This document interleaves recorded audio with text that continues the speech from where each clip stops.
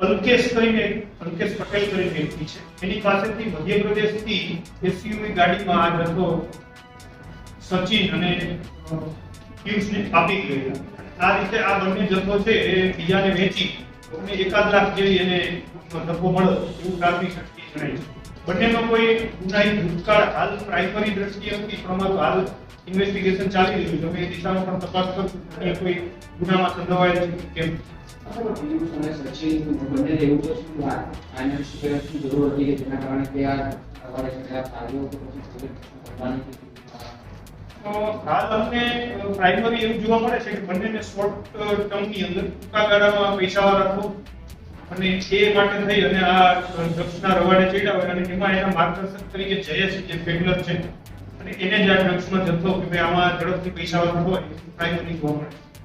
જયેશ અને ટીમ તથા સચિન અને જે બધા છે બીજા સાથે મિત્રતા કરી છે કેવી રીતે ત્યાં મળ્યા?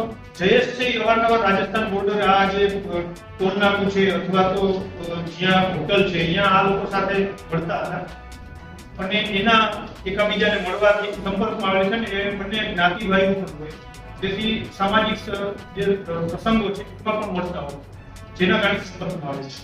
એજ્યુકેશન શું આવે તો એ રાજેશ અને જે બંને પકડાયેલા આરોપી છે એક 12 પાસ છે અને એક બીજો એસએસસી સુધી ભણેલો જોવા મળે છે.